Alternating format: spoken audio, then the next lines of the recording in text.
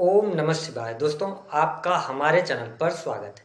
आज के इस कार्यक्रम में हम आपको जानकारी देंगे मकर राशि वालों के लिए अगस्त 2026 का महीना कैसा रहेगा। ग्रह गोचरी स्थितियों के आधार पर इस महीने में कैसा रहेगा आपका व्यापार, नौकरी, आर्थिक स्थिति, संतान, प्रेम संबंध, वैवाहिक जीवन, विदेश और धन की स्थिति किस प्रकार की रहेगी। तो चलिए वीडियो की शुरुआत करते हैं। लेकिन अगर आप चैनल पर हमारे पहली बार आए हैं तो चैनल को सब्सक्राइब जरूर कीजिएगा। वीडियो पसंद आती तो लाइक और शेयर भी अपने लोगों के साथ में जरूर कीजिएगा। मकर राशि वालों, जब हम अगस्त के महीने की बात करते हैं तो जो मेजर चेंज आपको देखने को मिलेंगे, तो इस महीने में 2 ग्रहण लग रहे हैं।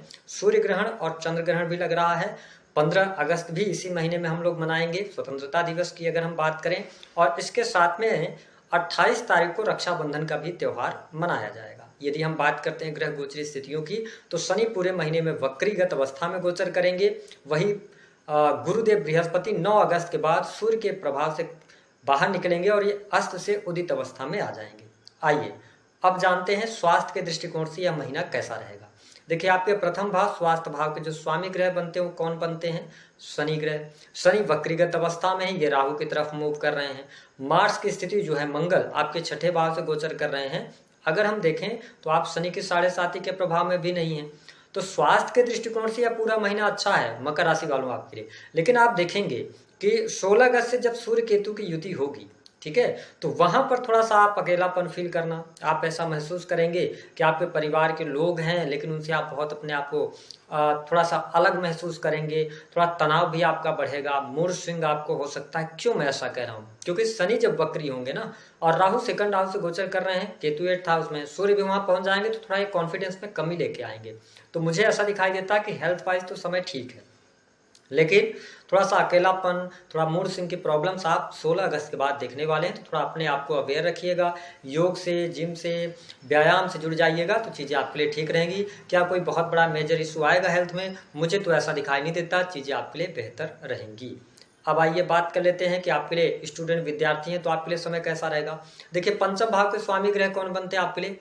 वीनस, शुक्र। और शुक्र कहाँ विराजमान है? 9th हाउस के अंदर विराजमान है, हालांकि नीच राशि में रहेंगे। अब देखिए, इस शुक्र पर अगर देखें तो शनि की दृष्टि भी है, वक्र शनि की दृष्टि है, ठीक है। और साथ ही इसी शुक्र पर मंगल भी दृष्टि डालेंगे।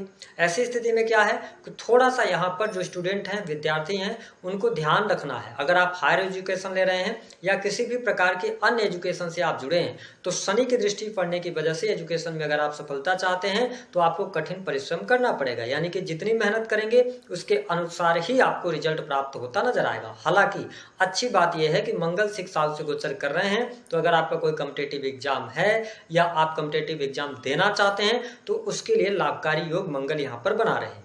अब मंगल किन चीजों को लेकर अच्छा योग बनाएंगे? अगर आप सेना, पुलिस, आर्मी, इलेक्ट्रिकल, इलेक्ट्रॉनिक्स, है ना, या इंजीनियरिंग का फील्ड, शनि शुक्र की युति भी आईटी फील्ड में ले जाती है, मंगल शुक्र की युति मेडिकल लाइन में ले जाती है। तो कहने का ये मतलब है, अगर आप इन सभी क्षेत्रों की तैयारी कर रहे हैं, ठीक है, आपका एग्जाम वगैरह है, तो यहाँ पे आप अच्छे रिजल्ट्स प्राप्त करेंगे। इसके अतिरिक्त अगर आप एजुकेशन ले रहे हैं तो थोड़ा कंसंट्रेट होइएगा, तो आपको ज़्यादा बेहतर रिजल्ट मिलेंगे। क्योंकि इस महीने में आप डुअल पर्सनालिटी अपनी देखने वाले हैं। कभी आप बहुत पॉजिटिव रहेंगे, कभी आप बहुत ज़्यादा एंजॉय करते नजर आएंगे, तो कभी आप बहुत ज़्यादा अकेला फील करेंगे। इस टाइप की पर्सनालिटी इस महीने में आपकी रहेगी। अगर हम बात करते हैं वैवाहिक जीवन की क्या स्थिति रहेगी, देखिए 7th हाउस के स्वामी ग्रह कौन बनते हैं आपके लिए? चंद्रमा। और जैसा कि आप सभी को पता है कि चंद्रमा 2 से 2.5 दिनों में अपना राशि परिवर्तन कर लेते हैं। अब 7th हाउस में विराजमान कौन से ग्रह हैं? देवगुरु बृहस्पति विराजमान है। 9 अगस्त तक अस्त रहेंगे, उसके बाद उदित होंगे। आपको स्पष्ट कर दें कि यह पूरा महीना वैवाहिक जीवन के दृष्टिकोण से आपके लिए अच्छा है, जीवन साथी का सहयोग मिलेगा। लेकिन जब देवगुरु बृहस्पति उदित अवस्था में आ रहे हैं और राहु का गोचर आपकी राशि से 2nd हाउस में हो रहा है, ठीक है, तो ऐसी स्थिति में पति पत्नी के बीच में संबंध तो अच्छे हैं, लेकिन किसी कारणवश, क्योंकि गुरु जिस भाव में बैठते हैं उस भाव की हानि भी करते हैं, तो कुछ दूरियां तो बनेंगी। अब किस प्रकार की बनेंगी? हो सकता है कि आपकी जॉब लग जाए, आप इस महीने में कहीं घर से दूर चले जाएं, या पार्टनर के साथ आप रह रहे हैं, अचानक से आपका ट्रांसफर हो गया, आपको कहीं और जाना पड़ा। यानी कि काम धंधे के सिलसिले में आपको अपने पार्टनर से अलग जाना पड़ेगा। और यदि आप साथ में भी रह रहे हैं तो इस महीने में आपकी मैरिटल लाइफ में इंप्रूवमेंट देखने को मिलेगा।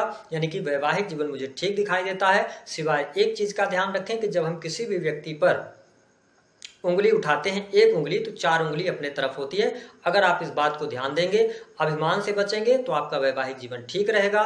जो लोग अविवाहित हैं उनके लिए विवाह से संबंधित बात आगे बढ़ सकती है। बात चल रही थी तो शादी विवाह की बात और आगे बढ़ेगी, इंगेजमेंट वगैरह भी होने के योग बनते हैं। तो यहाँ पर सप्तम भाव से गोचर करते हुए बृहस्पति आपके दाम्पत्य सुख में भी वृद्धि करेंगे और साथ ही मैरिटल लाइफ की तरफ भी अग्रसर करेंगे।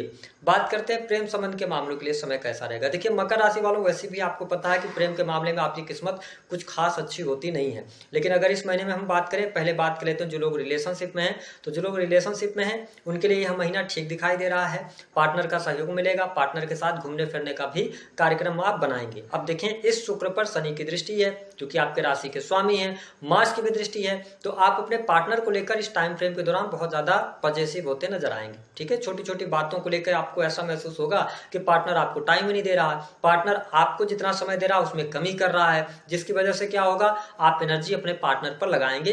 हाँ, जिन लोगों का लंबे समय से रिलेशनशिप है, इस महीने में आपका पार्टनर आपको चीट कर सकता है या आप स्वयं पार्टनर को चीट कर सकते हैं। इस प्रकार की स्थिति बनेगी क्योंकि यहाँ पर न्यू रिलेशनशिप की भी शुरुआत इस महीने में होती नजर आ रही है।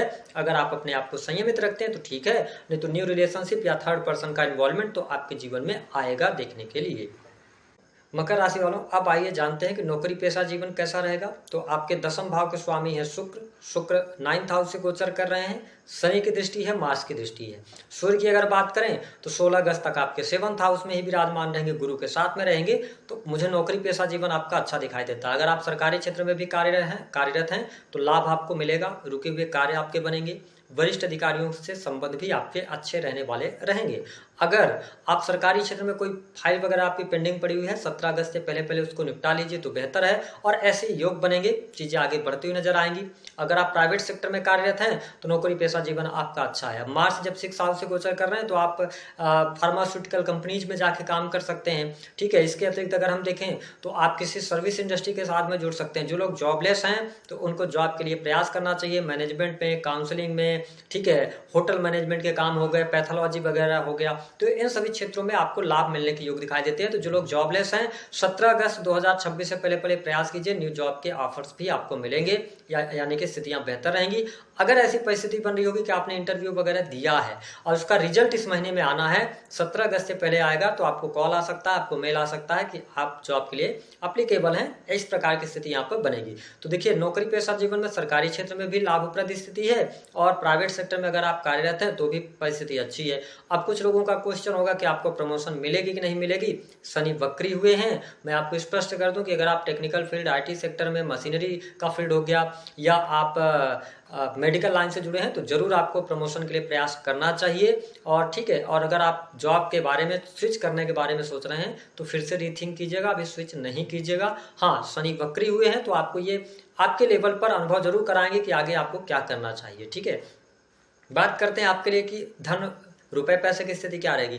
देखिए, रुपया पैसे की अगर बात करें तो 11th हाउस के लॉर्ड है मंगल, पूरे महीने छठे भाव से गोचर करेंगे। निश्चित तौर पर आपको लाभ मिलता है इस महीने में नजर आएगा, यानी धन लाभ की स्थिति बेहतर होगी और साथ ही इस महीने में खर्च भी अधिक होता नजर आएगा। किस प्रकार का खर्च हो सकता है? संतान की सेहत पर, संतान की पढ़ाई लिखाई के लिए पैसा खर्च होगा।